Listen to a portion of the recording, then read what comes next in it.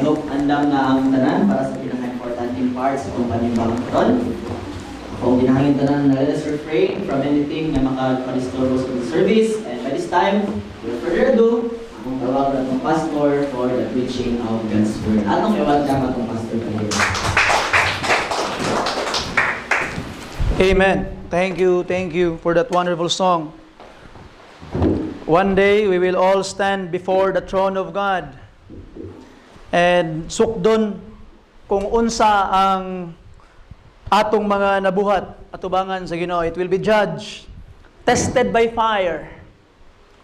May bawaan kung ang imong binuhatan, gold, silver, or precious stone, but worst, maybe it will become an hay or a stubble. Masunog ra. So mga pinangga nga mga kaigsuunan, by the grace of God, magsugod na ta sa pagpamuhat alang sa kaymayaan sa Ginoo, that one day, when our works will be judged, we know that those works will be gold, silver, and precious stone. And if it will be gold, silver, and precious stone, we will receive reward. But if not, we will suffer loss according to the Bible. So mga pinangga, sa walay langan, akong gihangyo ang tanan to please stand up, manindog ta, to give reverence to the reading of God's Word. And open your Bibles with me in the book of Exodus chapter 15. Exodus chapter 15. We shall read verse 22 down to verse 27 and the whole chapter 16. Mag-Bible reading da karon nga kabuntagon. Amen? Kinsay naka-Bible reading kanina? Ha? If you follow our Bible reading program, you are already in 2 Samuel chapter 22. And you are in Luke chapter 18. If you follow our Bible reading throughout the year, 2 Samuel chapter 22 and Luke chapter 18. So I hope that you really read your Bibles, mga kaigsuunan. So, but today, we will read our Bible in Exodus chapter 15, verse 22. The Bible says, "So Moses brought Israel from the Red Sea, and they went out into the wilderness of Shur, and they went 3 days in the wilderness and found no water." Look at this. How many days? 3 days. Remember that. Rato pa masabtan. Nagdili lang pud sila ingon nga mga gahig ulo. Napod sila tinuod nga mga pag-antos. 3 days, no water. 23. "And when they came to Marah, they could not drink of the waters of Marah, for they were what? Therefore, the name of it was called Marah." Marah in Hebrew is bitter. "And the people murmured against Moses, saying, What shall we drink? And he cried unto the Lord, and the Lord shewed him a what? Which when he had cast into the waters were made sweet. There he made for them a statute and an ordinance, and there he proved them, and said, If thou wilt diligently hearken to the voice of the Lord thy God, and wilt do that which is right in his sight, and wilt give ear to his commandments, and keep all his statutes, I will put none of these diseases upon thee, which I have brought upon the Egyptians, for I am the Lord that healeth thee. And they came to Elim, where were 12 wells of waters, and 70 palm trees, and they encamped there by the waters. And they took their journey from Elim, and all the congregation of the children of Israel came unto the wilderness of Sin, which is between Elim and Sinai, on the 15th day of the 2nd month after their departing out of the land of Egypt. So 15 dias na gikan silang paghawa sa Egypt, because paghawa nila sa Egypt, mga kaigsunan, it was to them the first day. Mo to ang ilang nahimong New Year, ang ilang beginning of their years. So, gikan silang paghawa, 15 days na. Verse 2, and the whole congregation of the children of Israel, what? Against Moses and Aaron in the wilderness. And the children of Israel said unto them, would to God we had died by the hand of the Lord in the land of Egypt, when we sat by the flesh pots, and when we did eat bread to the full. For ye have brought us forth in this wilderness to kill this whole assembly with hunger. Then said the Lord unto Moses, behold, I will rain bread from heaven for you, and the people shall go out and gather a certain rate every day, that I may prove them whether they will walk in my law or no. And it shall come to pass that on the 6th day they shall prepare that which they bring in, and it shall be twice as much as they gather daily. And Moses and Aaron said unto all the children of Israel, at even then ye shall know that the Lord hath brought you out from the land of Egypt. And in the morning then ye shall see the glory of the Lord, for that he heareth your murmurings against the Lord. And what are we that ye murmur against us? And Moses said, this shall be when the Lord shall give you in the evening flesh to eat, and in the morning bread to the full. For the Lord heareth your murmurings, which ye murmur against him. And what are we? Your murmurings are not against us, but against the who? Lord. And Moses spake unto Aaron, say unto the congregation of the children of Israel, come near before the Lord, for he hath heard your murmurings. And it came to pass, as Aaron spake unto the whole congregation of the children of Israel, that they looked toward the wilderness, and behold, the glory of the Lord appeared in the cloud. And the Lord spake unto Moses, saying, I have heard the murmurings of the children of Israel. Speak unto them, saying, at even he shall eat flesh, and in the morning he shall be filled with bread, and he shall know that I am the Lord your God. And it came to pass that at even the quails came up. Kailan mo quails? Pugo. And covered the camp, and in the morning the dew lay round about the host. And when the dew that lay was gone up, behold, upon the face of the wilderness there lay a small round thing, as small as the hoar frost on the ground. And when the children of Israel saw it, they said one to another, it is manna, for they wist not what it was. And Moses said unto them, this is the bread which the Lord hath given you to eat. This is the thing which the Lord hath commanded. Gather of it every man according to his eating, an omer for every man, according to the number of your persons. Take ye every man for them which are in his tent. And the children of Israel saw and gathered, some more, some less.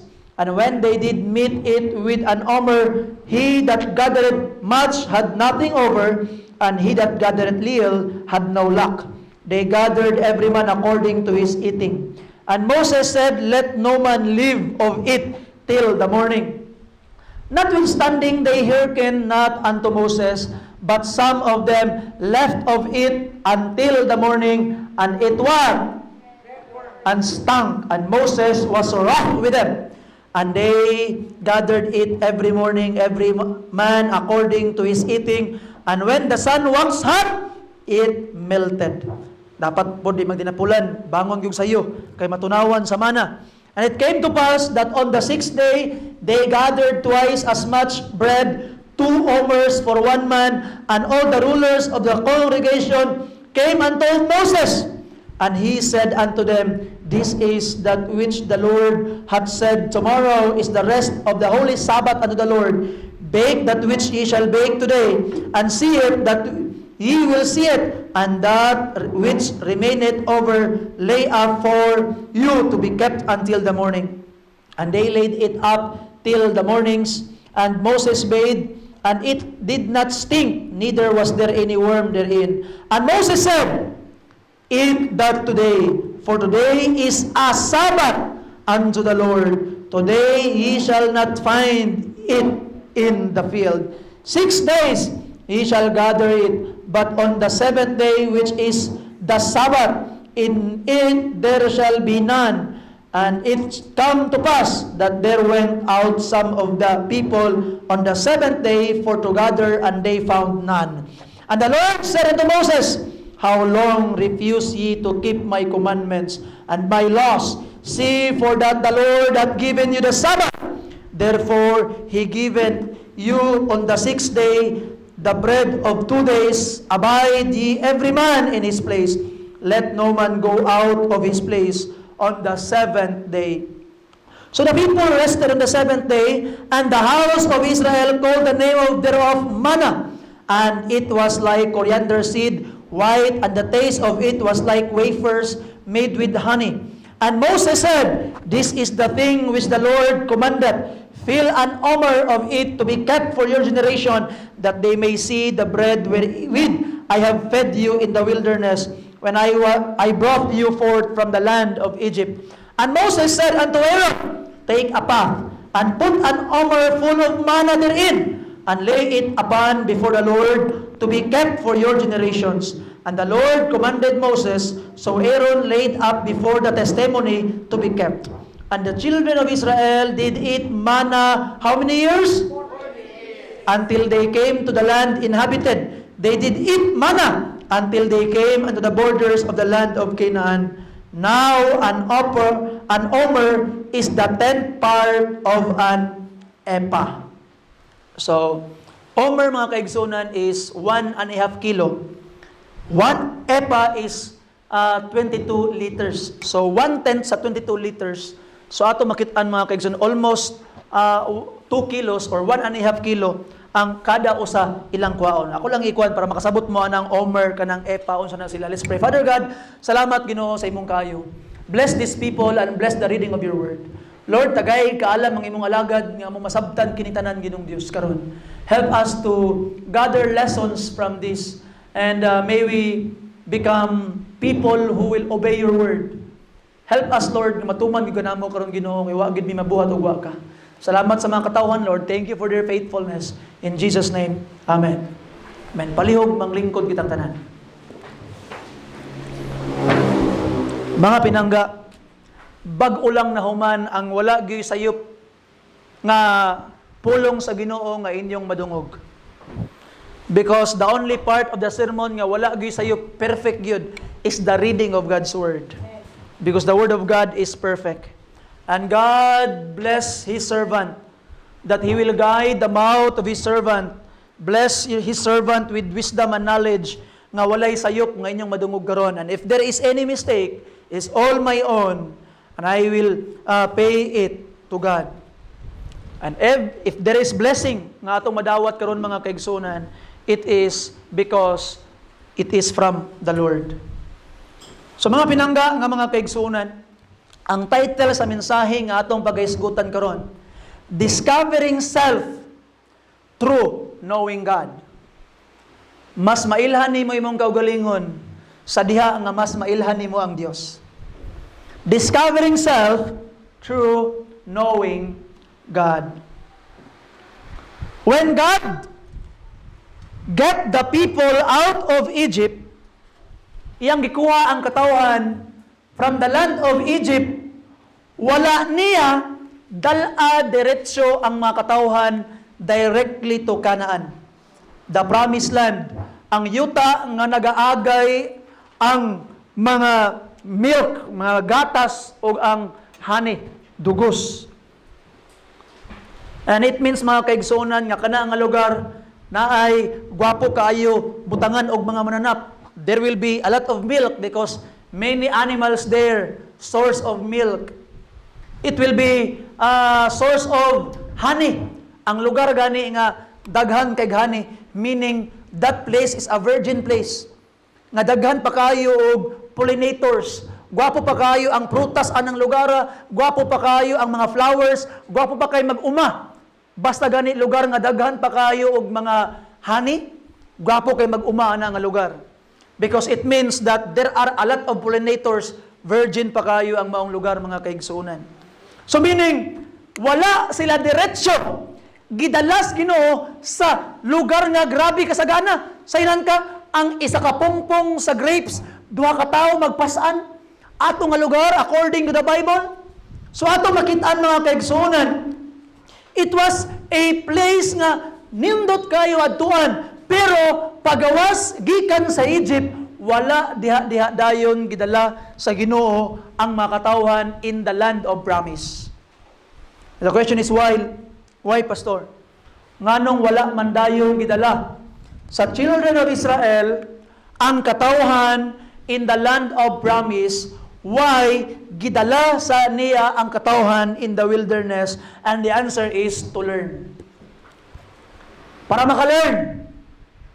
Para makatuon. They knew they were heading to that great land, that good land. Pero mga kaigsuonan, they must first go through the process. Dapat na iproseso. Kay they are not yet ready to receive that land. Ang panalangin sa Ginoo mga kaigsuonan, iyang ihatag sa imuha, but you must go to a process first.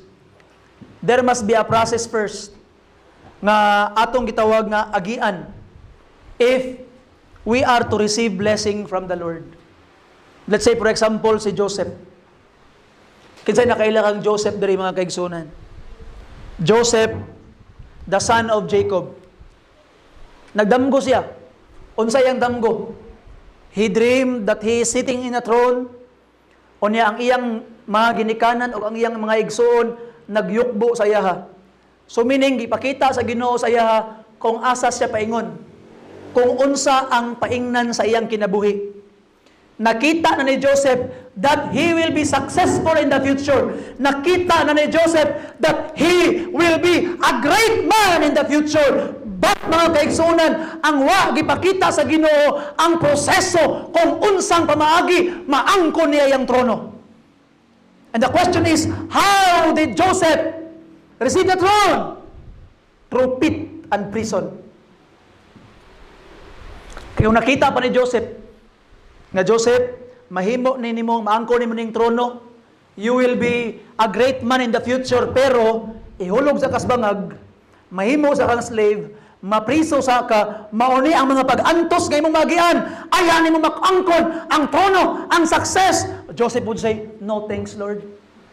Di lang ko Ginoo eh. Murag, sakit man na Lord.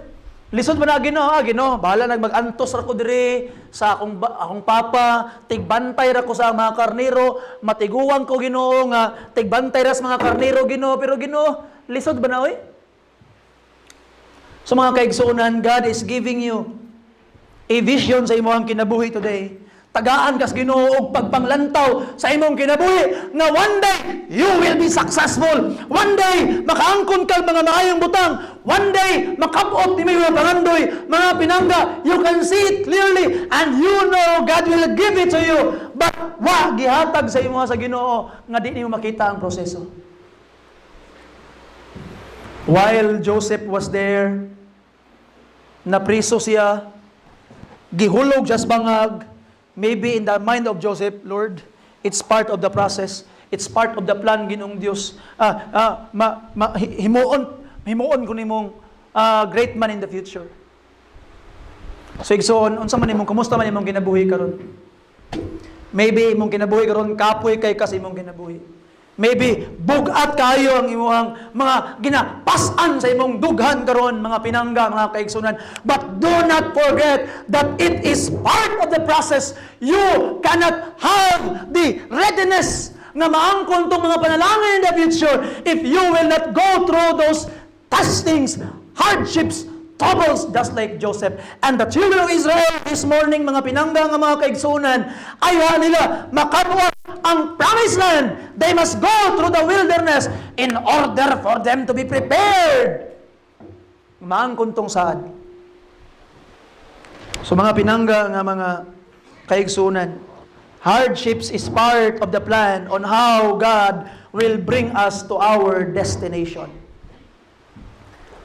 And the children of Israel, while they were in the wilderness, they must first learn about God and learn about themselves. Kinahanglan nilang mailahan ang ilang kagalingon o kinahanglan nilang mailahan ang ilang Ginoo, mga kaigsuonan. They discovered how great God, and they discovered what kind of person, what really they are. Unsa gyud sila. I will give you again the brief summary sa tuwang text, mga kaigsuonan, hitabo. Sa chapter 15, that is the time nga mo gyud pagtabok nila. Nakatabok sila sa Red Sea. And at that time, mo pagkanta ni Miriam together with the ladies. Nagkanta si Miriam, grabe ang ilang kanta, lipay-lipay sila. But from wilderness, pagtabok nila, after 3 days lang, giuhaw na sila. O may tubig diri. Likramo sila, Moses, pak yun, minimos kauhawan, remember? 3 days sila gipang uhaw. Unya ato makita mga kaigsuonan, there were millions of people nga galikramo kang Moses. Lisod man ganay pagbantay sa pila lang katao. Simbahan, aya pa ka millions. And millions magdungan og likramo, murmur, magbagulbol. Anas Moses patay ni, anong magbagulbol man muna ako. Ang Ginoo man ang ato ang pangutanon, tawag dito sa Ginoo si Moses. Hangyo siya sa Ginoo. Pag-abot niya dito sa Mara, way mainom. Lamig na kasiguro, lumba. Tubig, lumba sila. Pagkalos nila, pag-inom, luwa dito sa ganun, pait kayo. Perting paita. And ato makita mga kaigsunan, ampo si Moses, Lord, sa may mong angay buhaton, God gave them a tree. Kahoy. Nya paggaman anang Ginoo, Moses, iitsa dito sa tubig. I don't know kung sa kadako nga kahoy, sanga ba, o dako ba, lag ba, itsa dito sa tubig. Pag itsa ni Moses sa tubig, nahimong tamis ang tubig. Tamis ang tubig. And while I am reading it, I remember the cross. Pait kaya nga atong kinabuhi, tinuod lang. Tinuod lang atong kinabuhi, full of troubles, full of heartaches. Wala gyud makaingon sa tuwa karon diri nga malipayon ta pirminti. Nga wala gyud kasakit sa tuwang dughan, na gyud mga kaigsunan. Kitang tanan. And only a wood, kahoy, ang makahimong tamis anang pait nga kinabuhi. Unsa nga wood, pastor? The cross of the Lord Jesus Christ. So mga pinangga, dito sa cross, nakainom silang tubig. Tamis na ang ilang tubig dito, but they need to go. Pag abot sa unahan, praise God, 12 wells and 70 palms. Elim, tamis, ay salamat kayo. Gwapo kayo ang Elim. Oasis, nakapahulay sila. Pero mga kaigsunan, komportable na kayo sila sa Elim, but they need to go forward. Because Elim is a blessing. Grabe kauga, na oasis. Pwede mo yung ang uban nga, ay dinhira ko eh. Kagabugapo na sa kinabuhi dari, na mana kada buntag, na ay kuan rin, na ay pagkaon, unya pagkahuman, na ay tubig, din nila ako. Okay na ko din, di na kumadtog kanaan. You know, ang blessing karon, pag dili na uwil sa Ginoo sa imong kinabuhi, very soon, it will become a curse. They need to go forward. Forward sila. Padayon sila. Pagkabot sa unahan, wala sila makaon, gipanggutom sila. Nang likramo silang Moses, after 15 days, Moses, gimingaw na mi atong mga atong mga pagkaon sa Egypt, Moses. May pagdidto mi gipatay sa Ginoo, apay atong mga pagkaon, didto na lang unta mi gipatay sa Ginoo sa Egypt, beside those pots. Wow! Amazing people. Awang ilang giingon mga kaigsunan. May padawg dito sila nangamatay, tanawa gani. Verse 3. And the children of Israel said unto them, would to God, we had died in the hand of the Lord, in the land of Egypt, where we sat by the well, flesh pots, and when we did eat bread of bountiful. So mga kaigsunan, ang ilang pagkaon sa Egypt, kabalo kaunsa, katurang mga dagko o kay nga mga sibuyas, katurang unsa to nga mga pagkaon sa mga piniriso, pagkaon sa slave, ang ilang pagkaon dito sa Egypt mga kaigsunan, makakos sa ilang sakit, makakos sa ilang mga illnesses, diseases. Pero sa dihang gigutom sila, niingon sila, Ginoo, Moses, may pagdid tumikipatay sa Ginoo. May nalang dito may kipatay, kay abay na mo among mga pagkaon, nanong din himan ni patyon, nga patyon mis Ginoos kagutom, and they murmur again. Murmured again. Ang Ginoo, grabe ka pasensyoso. Okay, Moses, ing na sila, hapon na ay mga pugo, nga mga adto sa kuan, para pakanon mo, pagabuntag, na ay gitawag nga mga mana, kanang mga bread from heaven. Kada kaon nilag mana, wa gyud arthritis nila, wa gyud high blood nila, wa gyud nagsakit nila nga naman. Kay katong mana at the same time nga provision, hinay-hinay po silang gina-purify atong mana nga katong mga sakit nga naa sa Egypt mabilin didto. You see? Kuapo ang provision sa Ginoo. Pagkaman anang Ginoo, di mo kuwag sobra, di mo kuwag kulang. Ang gibuhat nila, nay uban ng huwag sobra, nay na uban ng huwag kulang. Pero pagbutang nila sa omer, 1 omer agyud. Katong nagkuwag sobra, pagbutang niya omer, di pud malapas 1 omer agyud. Unya every man kinahanglan mo kuha og according to his, di pwede mo ingon ka nga kuha ila kog apil. Sige, adto dito ka kuha kog apil. Nga naman every man can only get 1 omer according to man's eating. So bawal magtinapulan. Di pwede mo ingon nga, o sige lang, kamura kuha dito. Alay ka mo kuha, di ka kakaon. Kaya nga naman, katong nanguwag daghan, pagbutang les omer, 1 omer agad. Ni kuwag ko lang, tama agad. So kuya din Ginoo no, kaya ang Ginoo din naghatag na yung diet. Biblical din yung mag-diet di ay. No? Kung sa una, 1 omer, ato karon 1 cup of rice. So, kaya niyo na? 1 plate? 1 plate. So ato makita mga pinangga nga mga kaigsunan. Way pwede magtapulan. Una, pagkaabot na sa adlaw, matunaw na. Di na sila kakuha. So ang wingon karon nga, kunya na ko mga alas 8 mo adto dito kay matulog sa ako. Di kakaon. Mao na mga pinangga, ayaw gid taon mo og paluya-luya. Bangon tag sayo, learn to wake up early. Kay pag-abot nimo magtrabaho na kuno, mahimo gid na nimong weakness. Nakapoy mo bangon og sayo. Kay manarbaho biya ka mo bangon kag sayo, mapugos gyud ka. Di ba? Kay nakaabot baka sa mong lulag lulo sa una sa bligan kag tubig. Pero karon kay bawal mapriso naman. Bawal na ron o niya mga bata ron gamayng kusi, ma-depress na. Di na pareha sa una nga ayo-ayo og kulata, wa gyapon ma-depress. Wa gyud tawo mental health sa una. Karon kay wa na grabe ng mental health. Pero ato makita ang mga pinangga nga mga kaigsunan nga di gyud magtapulan. Ngano man pag moabot ng adlaw, tunaw na wa na sila makaon. They need to do something. Eh ang Ginoo, dili niyo pasobraan, hotdon ninyo kaon.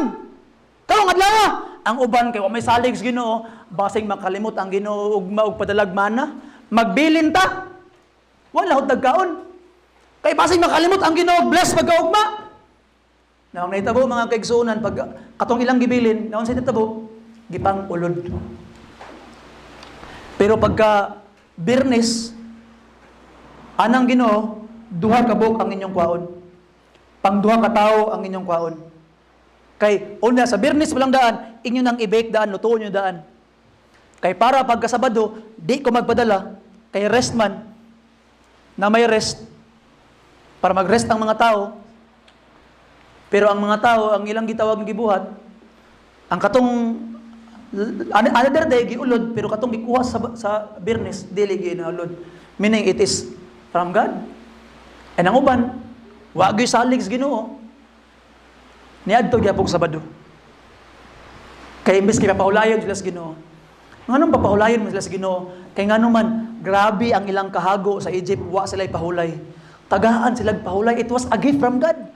Regalo to sa Ginoo ngano man in the land of Egypt, wa sila pahulay. That's why God is giving them rest. Naginahi gyapon sila ulo mga pinangga nga mga kaigsunan. And that is the story. Nang pangutana na karon, what can we learn from it?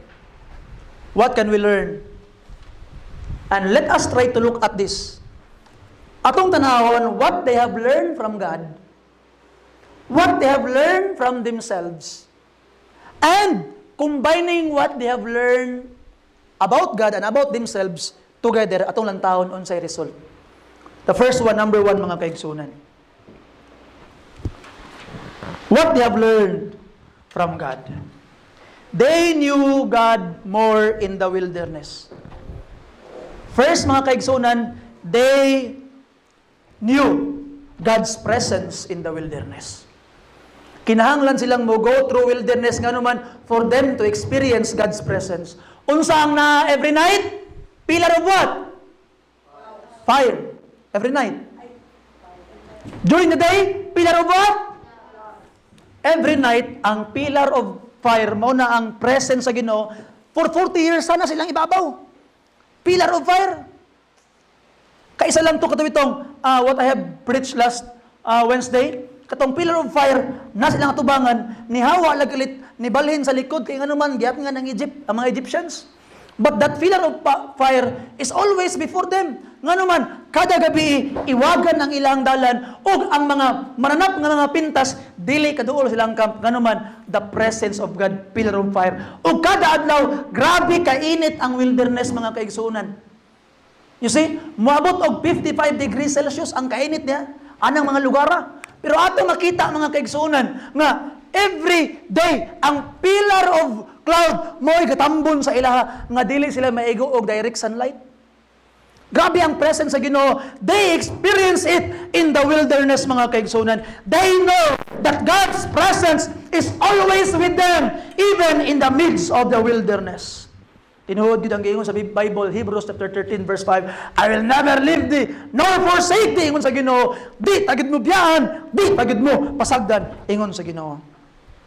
And in God's presence, His patience was highlighted.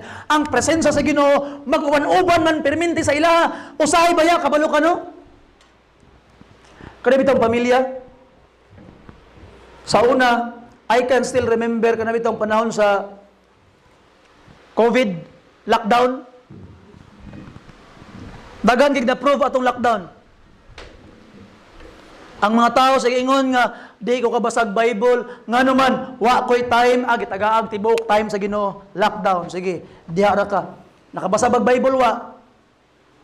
Wa gyapon. You see? Nya sa lockdown, katoy imong papa, imong mama, imong mga igsuon nga every day naanda nimo nga murag tagduha lang mo ka oras mag-uban kay mga eskwela manarbaho. Pero during the lockdown, tibuok adlaw mo mag-uban. Na-discover nimo sa muka kaubano na ning mga tawana oy. And you will need more patience kay ngano man kauban nimo perminti.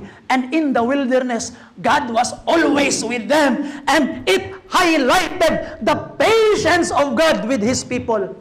Kay sa diyang naglikramo sila, sa diyang nagmurmur sila, wa sila gipang patay dito sa Ginoo. You see that? Wow. And ato bang makitaan ang guidance sa Ginoo sa ilaha. Even though they are already in the safe place, Elim, they need to go forward. I have told you kanina, ang imuhang murag seeming blessing karon nga abi nimo okay na ko diri, di na ko mo go forward, di na nako kabuton tong gustos Ginoo sa ako kay okay na ko diri, it will soon become a curse sa imong kinabuhi. So be sure wherever you are in the place God wants you to be. Kay bahala gutmon ka dito nga lugar basta kay diha ka gustos Ginoo, i-provide na sa Ginoo. Just like them, they go forward, gigutom sila, gi-provide sa Ginoo. And it proves that God's guidance is very, very great. Not only God's presence ang na-prove sa ilang kinabuhi, it also proves God's protection in their life. It proves God's protection. We knew the purpose of the pillars during the day and during the night. Kabalo ta ato, importante kay ito. O wa gyud kabalo ka, apil ang ilang sandal. For 40 years, wala gyud na ibot bisag isa. According to the book of Psalms. Ang ilang sinina, for 40 years, ilang balik-balik og suot, wa gyud nadaan bisag isa. Nga naman, God's blessing was with them. God's protection, kuyaw kay mga kaigsuonan. And God has to destroy Egypt in order to save them. So inan ka, gisacrifice sa Ginoo ang usa ka nasod for the sake of another nation, Israel. That's why giprove daan sa Ginoo ang wickedness sa Egypt. Ang katong 10 plagues, it is actually an act of mercy from God toward Egypt. Nga naman, sa diha nga, gisilutan sila sa Ginoo, it is their chance to repent, nga maghinulsol sila, nga magmahay sila. Ginoo, ikaw ang tinuod nga Dios. Pinakiniining mga tunglo, mga hampak, na-prove na mo nga ikaw ang mong angay simbahon, among biyaan ang mga Diyos sa Egypt. But after 10 plagues, gahi gabi lang kasing-kasing, di sila mutuo. That's why God crushed them.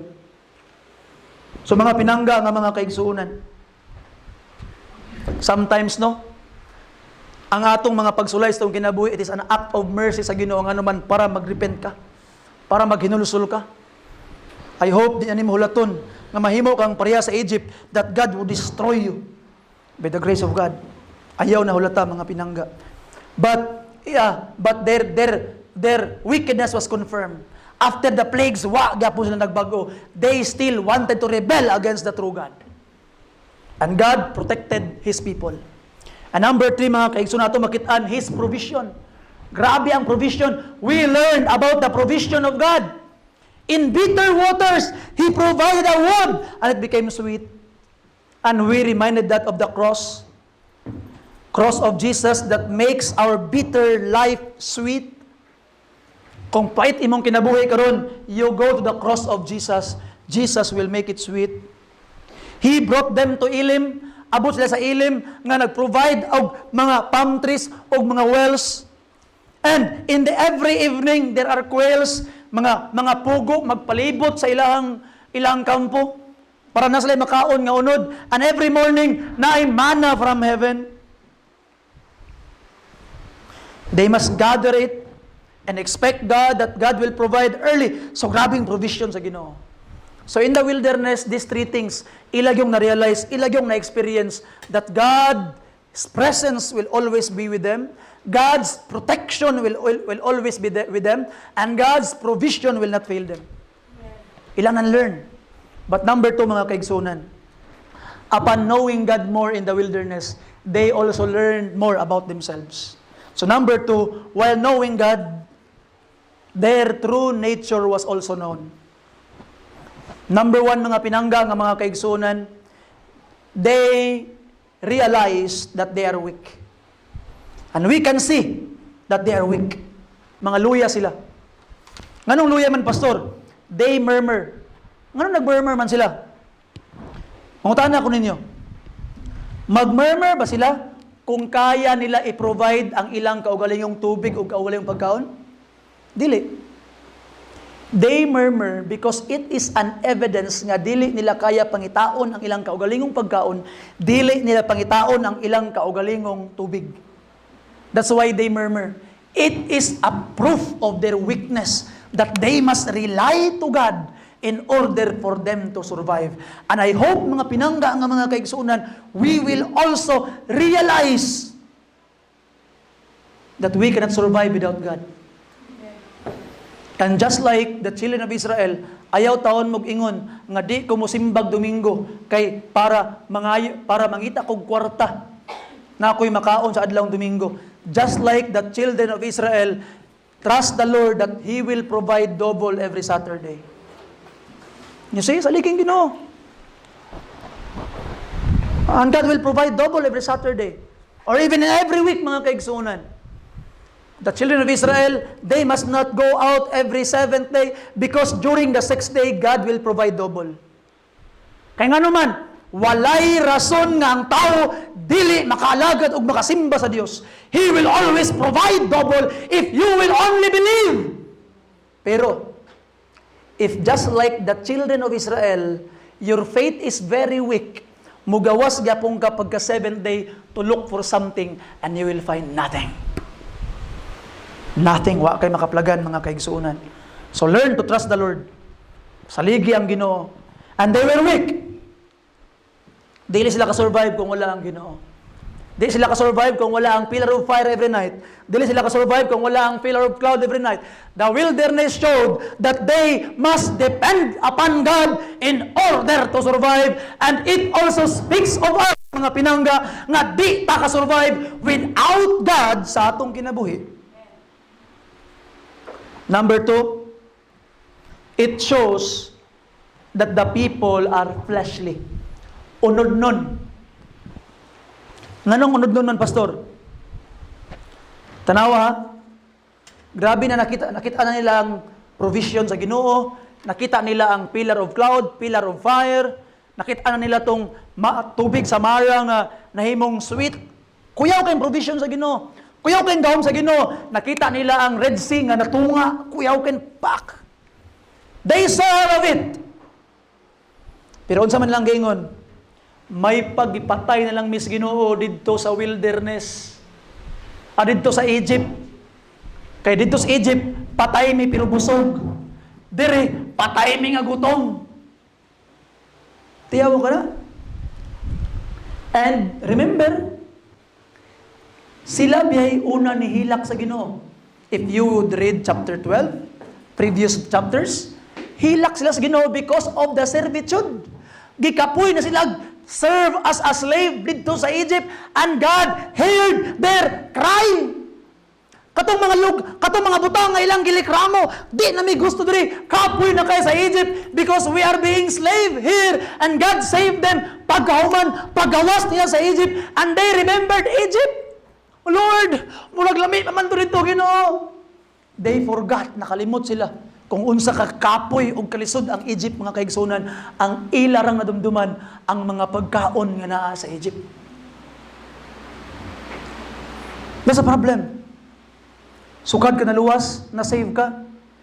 Pagkahuman, pagka-save nimo, nihunom na ka sa imong bisyo, nihunom na kag sigarilyo, nihunom na kag inom. Pagkahuman, mga pinangga, after that you are saved, after that you are serving the Lord, murag iuhaw ka, Ginoo, murag, gusto naman po na ako nga mutila atong mga kaasin ako kaniadto, gusto naman po na ako mabalik atong mga bisyo na ako kaniadto. Higala, son, you need to grow up. Go forward! Ayaw nagbalik sa Egypt sa imong kinabuhi. March on! Go forward nga naman. I-provide sa Ginoo tanan imong gikinahanglan. But by faith, go forward. Ayaw nagbalik. Ayaw naglikramo nga, mas lami. Ang gitong gitawag nga, wine atong Lord Supper, Ginoo, kay tamis man. At akong gusto nga wine, kitong mamaak, Ginoo. You see? Don't go back. Kaya nga naman, imagine if you go back. Imagine a life, mga pinangga, nga mga kaigsuunan, nga muuli ka sa imong balay, hurot na imong kwarta, ilabay sa imong asawa ang kaldero sa imuha kay way sulod. Imagine a life, mga pinangga, nga mga kaigsuunan, nga imong gipakaon ang imong barkada, gipainom nimo ang imong barkada, pero imong anak gutom. Imagine a life, pinangga, nga kaigsuunan, nga wa kay tarong direksyon, nga katong imong gitawag nga giinom imong gisigarilyo, nasunog na hanaw ra, kaysa gitawag nga gihatag patutan nimo sa imong asawa, gihatag nimo, gi-invest nimo sa imong balay, nakatukod na kag komportable nga balay. So atong nakita, mga pinangga, nga mga kaigsuunan, do you like to go back to Egypt? Ayaw na. Ayaw nagbalik sa Egypt. Go forward toward the promised land. Kay nga naman, naisad, a land flowing with milk and honey, mautoy ihatag sa Ginoo sa imo. Don't go back to Egypt, igsoon. Egypt is a horrible place.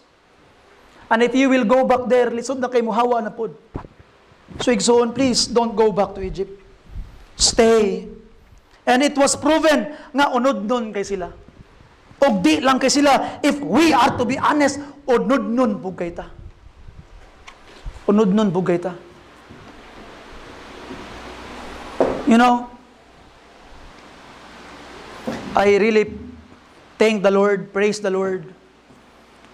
This year, sa 2025 and the end of 2024, I really thank the Lord nga my relationship with my wife is really very, very strong.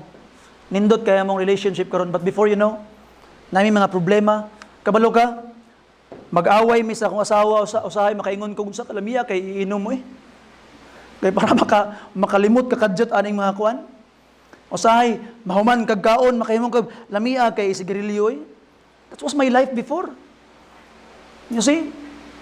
Bisyo pa imo, bisag unsa na lang. And there are times nga imong unod murag gitawag nga mo balik nga murag lami kay ibalik dito mga kaigsuonan, but I am looking forward nga Ginoo nganong mobalik man ko sa kalibutan, nga I am going to your place, heaven, nga nindot kay na nga lugar, di nako na ibaylo Ginoo ang ing langit aning mga kalibutanong butang nga mga temporaryong kalipay. So igsoon, don't go back to your Egypt. Ay nagbalik. Pag panahon gani nga murag paminaw nimo nga pastor murag di nimo makaya, call someone. Call someone for help. Call a brother, Brad, tabang yung ampo, Brad Bay, murag, gakakuan ko, gakatintal ko sa akong unod karon, or even, call me.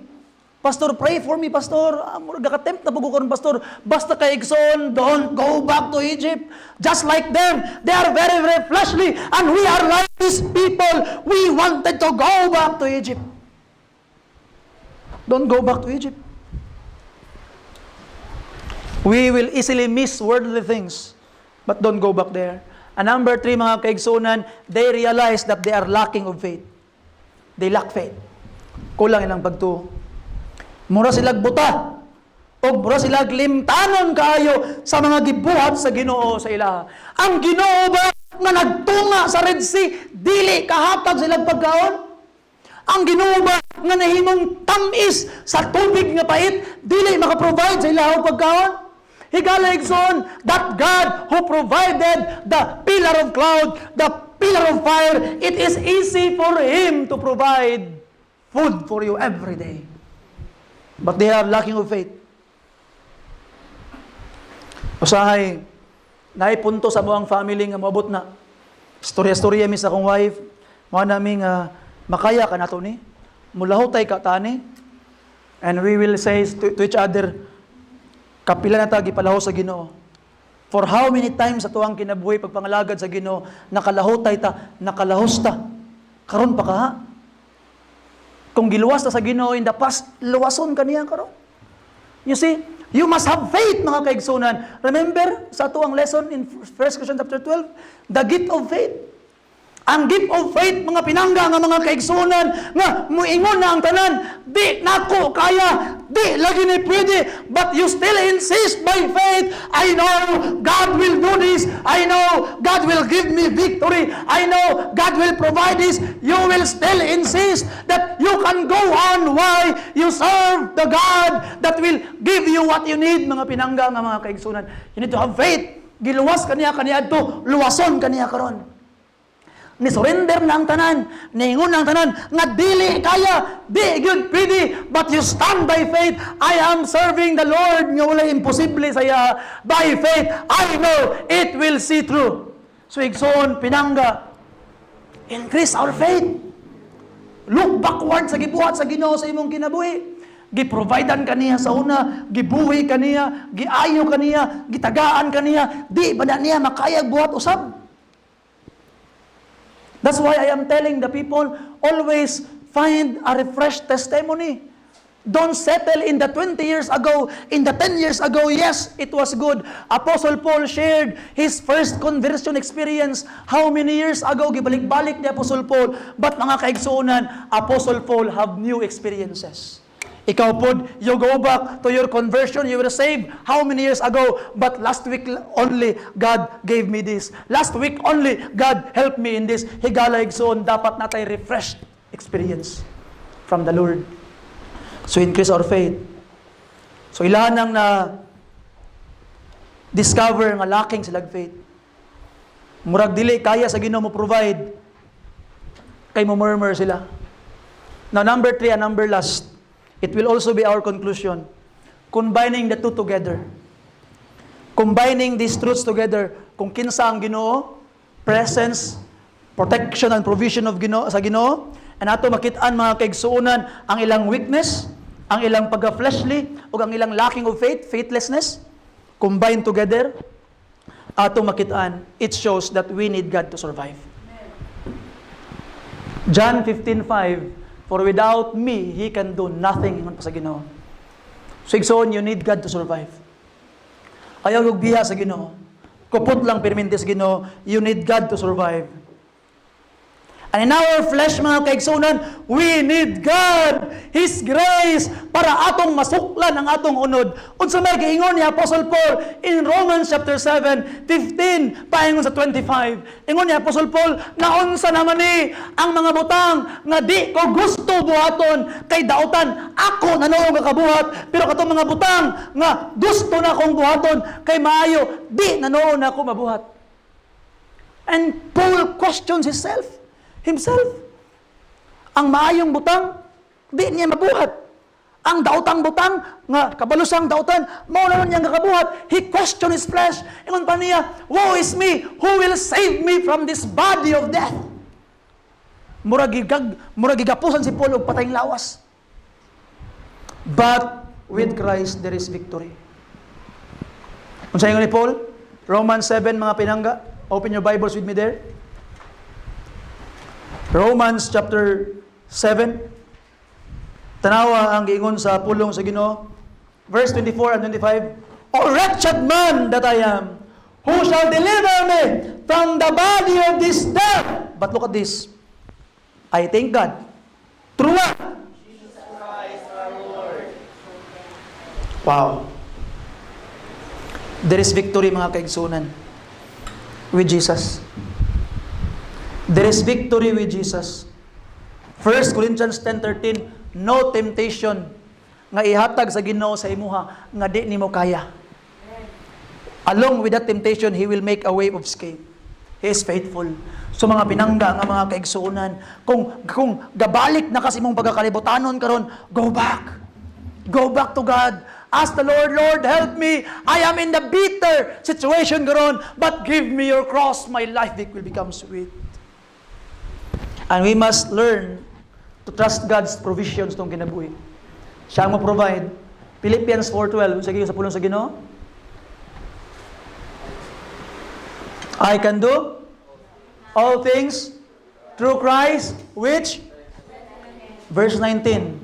My God shall supply all your needs according to His in glory by, you see?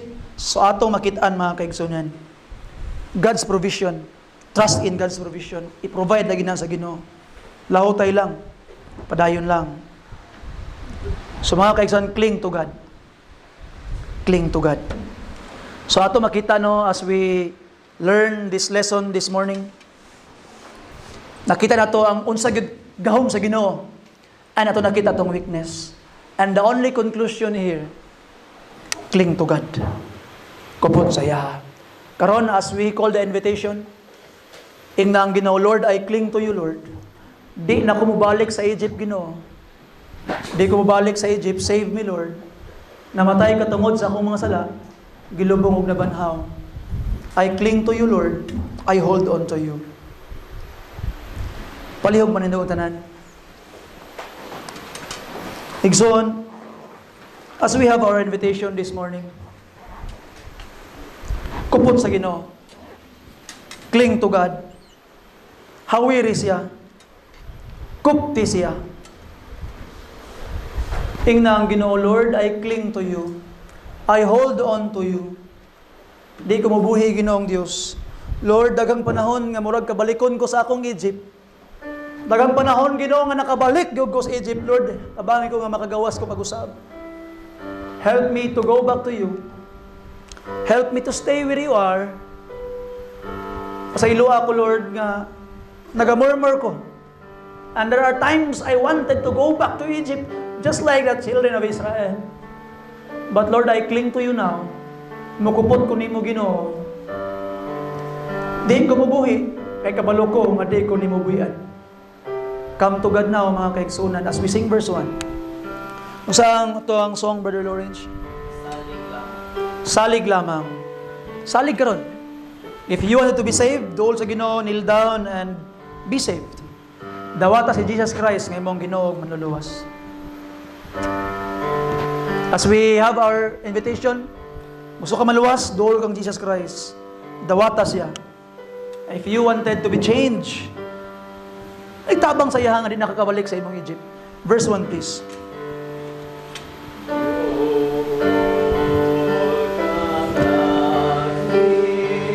Igsoon, this is for you.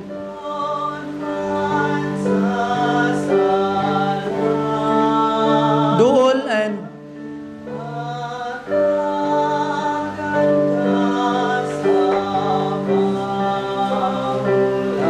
how about you?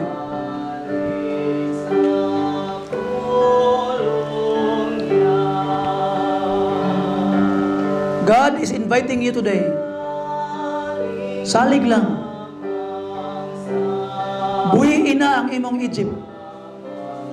Buhiin na na. Ay, nagkumti. Let go. Let go na. Tabangan ka niya, Igsoon. Come. Gibutang imong pagsalig kaniya karon.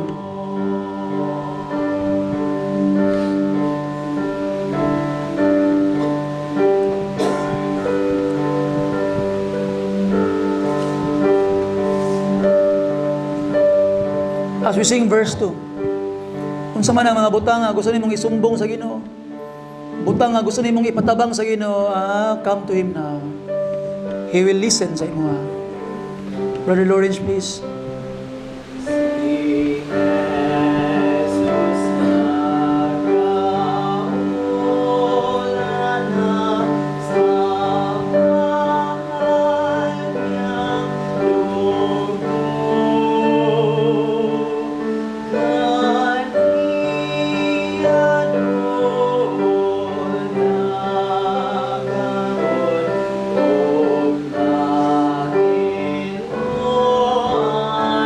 Hinluan ka niya.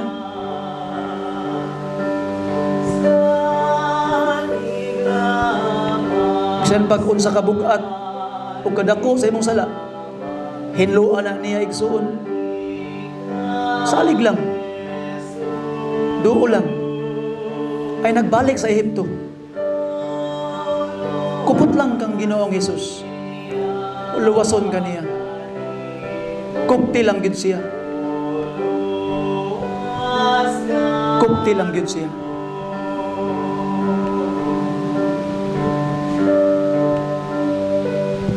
As we sing last verse, para ni sa imo, Igsoon, pangayuan na imong gusto pangayuan, kimaminaw sa Jesus kanimo. Last verse, please.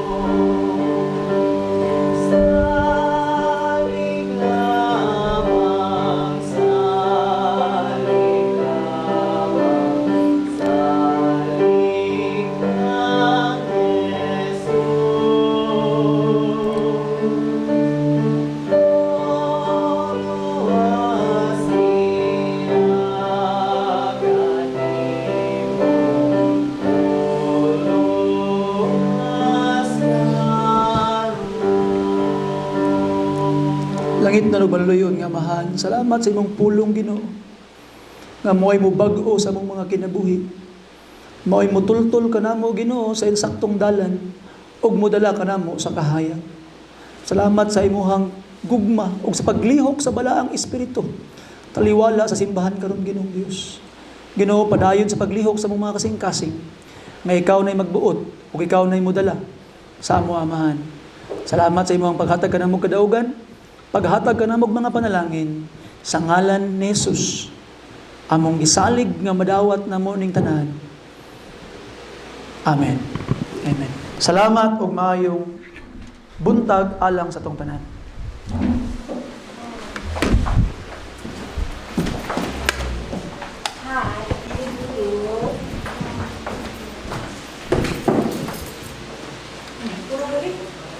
kampo pa.